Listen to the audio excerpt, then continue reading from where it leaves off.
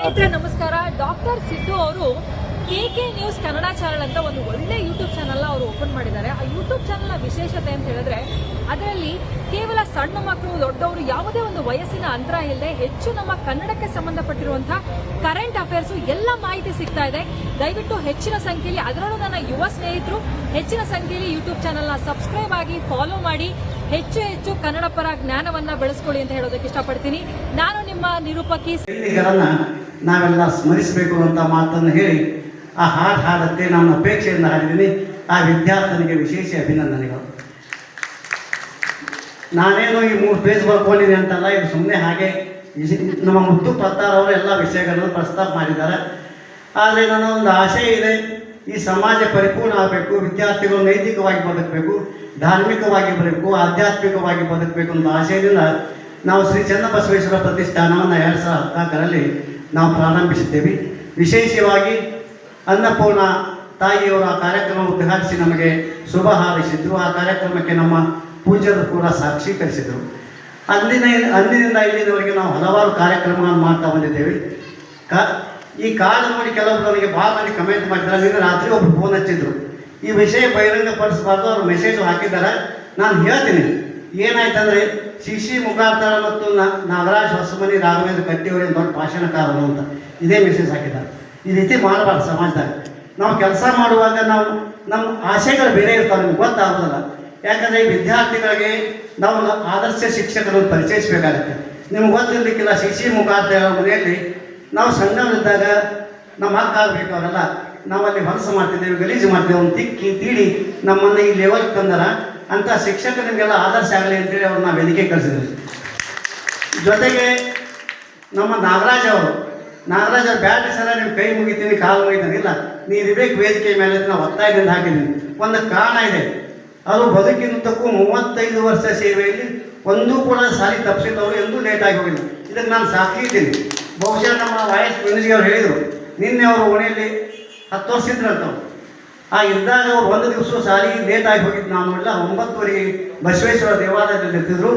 ಇಲ್ಲೇ ಇದ್ದರೂ ಕೂಡ ಮನೆಯಿಂದ ಬುತ್ತಿ ಕಟ್ಕೊಂಡು ಹೋಗ್ತಿದ್ರು, ಲೇಟ್ ಆಗಬಾರ್ದು ಅನ್ನೋ ಕಾರಣಕ್ಕೆ. ಅಂಥ ಶಿಕ್ಷಕ ನಿಮಗೆಲ್ಲ ಮಾದರಿ ಆಗಲಿ ಅಂತೇಳಿ ವೇದಿಕೆ ಮೇಲೆ ಕುಂದಿಸಿದ್ದೀವಿ. ಇವೆಲ್ಲ ಕಾರಣ ಇದೆ, ಸುಮ್ಮನೆ ಮಾತಾಡಬಾರ್ದು, ಮಾತಾಡ್ಲಿಕ್ಕೆ ನಮಗೂ ಬರುತ್ತೆ. ಜೊತೆಗೆ ಇನ್ನೊಬ್ಬ ಹೇಳಿದರು, ವಜ್ರಕರ ಮಹಾ ಅಂತೇಳಿ ಸಾಮಾಜಿಕವಾಗಿರ್ತಕ್ಕಂಥ ಕಳಕಳಿ ಇಟ್ಟುಕೊಂಡು ಈ ಪ್ರತಿಷ್ಠಾನ ತನ್ನ ಸೇವೆಯನ್ನ ಮುಂದುವರಿಸ್ತಾ ಇದೆ. ಹಲವಾರು ಬಾರಿ ಈ ಪ್ರತಿಷ್ಠಾನ ಕಾರ್ಯಕ್ರಮವನ್ನು ನೋಡಿದಾಗ ಅತ್ಯಂತ ಒಳ್ಳೊಳ್ಳೆ ಗ್ರಂಥಗಳನ್ನು ಕೂಡ ಪ್ರಕಟಣೆ ಮಾಡಿದೆ, ಬಿಡುಗಡೆಯೂ ಕೂಡ ಮಾಡಿದೆ.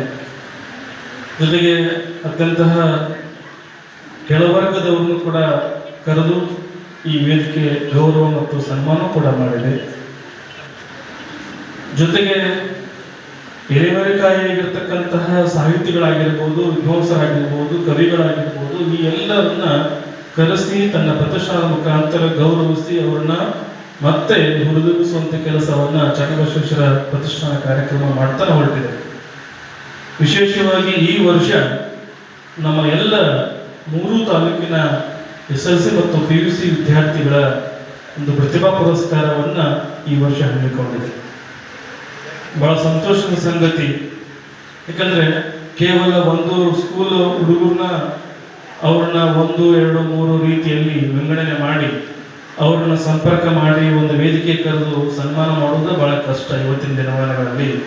ಅಂಥದ್ರಲ್ಲಿ 3 ತಾಲೂಕಿನ ವಿದ್ಯಾರ್ಥಿಗಳನ್ನ, ಅದರಲ್ಲಿಯೂ ಕೂಡ ವಿಶೇಷವಾಗಿ SLC ಮತ್ತು PUC ವಿದ್ಯಾರ್ಥಿಗಳನ್ನ ಮತ್ತು ಭಾಷೆಗಳಲ್ಲಿ ಕೂಡ ಉರ್ದು ಮಾಧ್ಯಮದಲ್ಲೂ ಕೂಡ ಇದನ್ನು ಮೊದಲು ಮಾಡಿಕೊಂಡು ಎಲ್ಲರನ್ನೂ ಕೂಡ ಒಗ್ಗಟ್ಟಿನಿಂದ ಕರೆದು ಈ ಪ್ರತಿಷ್ಠಾನ ಮತ್ತು ಶರಣ ಸಾಹಿತ್ಯ ಪರಿಷತ್ತು ಒಂದು ಒಳ್ಳೆಯ ರೀತಿಯಲ್ಲಿ ಗೌರವವನ್ನು ಕೊಡುತ್ತಾ ಇದೆ ಅಂದರೆ ಅದು ಬಹಳ ಸಂತೋಷ ಸಂಗತಿ. ಈ ರೀತಿಯಾಗಿ ಸಾಮಾಜಿಕವಾಗಿ ಮುಖವಾದಂತಹ ಕಾರ್ಯಗಳನ್ನು ಹಲವಾರು ವರ್ಷಗಳಿಂದ ನಮ್ಮ ಪ್ರತಿಷ್ಠಾನದ ವತಿಯಿಂದ, ಅಂದರೆ ನಮ್ಮ ವಿವೇಕಾನಂದ ಕಲ್ಯಾಣ್ ಶೆಟ್ಟಿ ಅವರ ಅಧ್ಯಕ್ಷತೆಯಲ್ಲಿ ಬಹಳಷ್ಟು ಕಾರ್ಯಕ್ರಮಗಳನ್ನು ಕೂಡ ಮಾಡ್ತಾ ಹೋಗ್ತಿದ್ದಾರೆ. ಇದರಿಂದ ಅವರಿಗೇನು ಲಾಭ ಐತಿ ಅಂತ ಹೇಳಿದ್ರೆ, ಇಲ್ಲಿವರೆಗೂ ತಮಗೆಲ್ಲ ಹೇಳಿರ್ಬೋದು ಯಾರನ್ನ ಯಾಕೆ ಹಾಕಿದ್ರಿ ಅಂತ.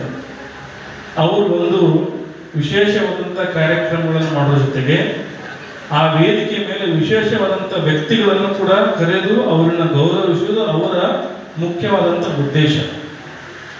ಇವತ್ತು ನನಗೆ ಮುಖರ್ತಿಯಾಳ್ ಸರ್ನ ನಾನು ನಮ್ಮ ಗುರುಗಳ ಸಮೀಪದಲ್ಲಿದ್ದಾಗ ಒಂದ್ಸರಿ ಹಂಗರಿ ಕಾರ್ಯಕ್ರಮಕ್ಕೆ ಹೋದಾಗ ಅವರು ಮತ್ತು ನಮ್ಮ ಗುರುಗಳ ಒಡನಾಟವನ್ನು ನಾನು ನೋಡಿದ್ದೆ. ಅದಾದ ನಂತರ ಮತ್ತೆ ನೋಡಿದ್ದು ನಾನು ಇದೇ ವೇದಿಕೆಯಲ್ಲಿ. ಅಂದ್ರೆ ನಮ್ಮ ಮಠಕ್ಕೆ ಇರ್ತಕ್ಕಂಥ ವಿಮಾನದ ಸಂಬಂಧ ಮತ್ತು ನಮ್ಮ ಗುರುಗಳ ಜೊತೆಗೆ ಇರ್ತಕ್ಕಂಥ ಮುಖರ್ತಿಯಾಳ್ ಸಂಬಂಧ ಭಾಳ ಚೆನ್ನಾಗಿದೆ.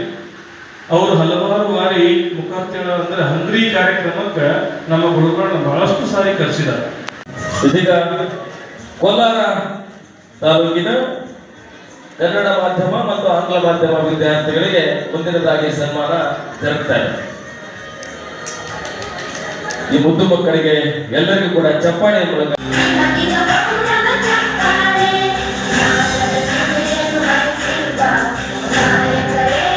ಧನ್ಯವಾದಗಳು. ಹಾಗೆ ಇದೀಗ ಗೌರವದ ಸನ್ಮಾನ ಜರುಗ್ತಾ ಇದೆ.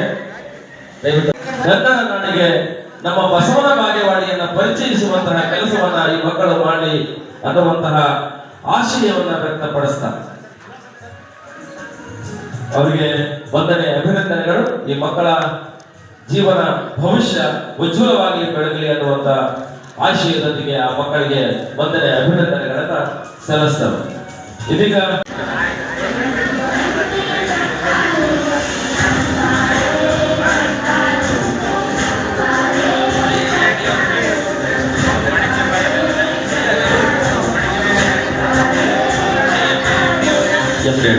ಸಾಮಾಜಿಕ ಸೇವೆಗೆ ತಮ್ಮ ಜೀವನ ಮುಡುಪಾಗಿರಲಿ ಅನ್ನುವಂತಹ ಆಶಯವನ್ನು ವ್ಯಕ್ತಪಡಿಸಿ ಗೌರವದ ಸನ್ಮಾನ ಶ್ರೀ ವಿವೇಕಾನಂದ ಕಲ್ಯಾಣ ಶೆಟ್ಟಿ ಸರ್ ಅವರೊಟ್ಟಿಗೆ ಈ ಒಂದು ತಂಡದವರು ಕೂಡ ಕೈ ಜೋಡಿಸಲಿ ಅನ್ನುವಂತಹ ಆಶಯವನ್ನು ವ್ಯಕ್ತಪಡಿಸಿ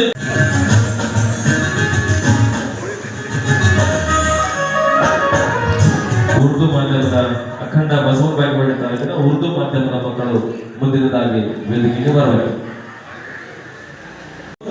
ಅವರು ಕುಮಾರಿ ಸ್ವಾತಿ ಬಂಗಾರಿ, ಕುಮಾರಿ ಸುಪ್ರತಾ ಮಾದರ್, ಕುಮಾರಿ ಜಯಶ್ರೀ ಬಡಬಟ್ಟಿ, ಕುಮಾರ್ ಅಮರೇಶ್ ಮಾಳಗೊಡ್, ಕುಮಾರಿ ಅಂಕಿತಾ ಭಜಂತ್ರಿ ಇವರೆಲ್ಲ